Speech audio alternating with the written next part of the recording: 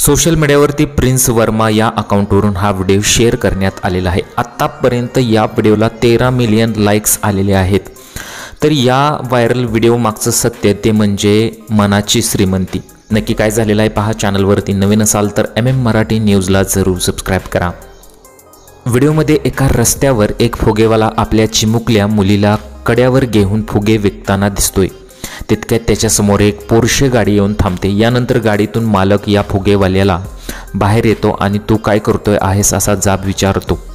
गाडीच्या मालकाला पाहून फुगेवाला घाबरतो आणि माफी मागून तेथून निघून जाण्याचा प्रयत्न करतो। मात्र यानंतर गाडी मालक त्याला रोखतो आणि गाडीत बसायला सांगतो। फुगेवाल्याला काही समजत नाही आणि तो तिथून निघण्याचा प्रयत्न करू लागतो। मात्र गाडी मालक त्याला थांबवतो आणि त्याला समजवत गाडीत फिरण्यासाठी त्याला कन्व्हिन्स करतो।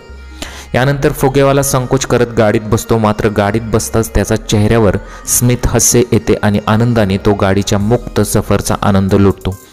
यावेळी तो आपल्या मुलीचे हात पकडून डान्स देखील करताना दिसतो। त्याचा आनंद पाहून आता अनेक जण सुखावले आहेत तर काहींना आपले अश्रू अनावर झालेले आहेत। या घटनेचा व्हिडिओ सध्या सोशल मीडियावरती चांगलाच व्हायरल होत आहे। जगात माणसाजवळ किती जरी पैसा असला तर त्याने कधीच घमेंड करू नये असंच या व्हिडिओच्या मार्फत आपल्याला दिसत आहे।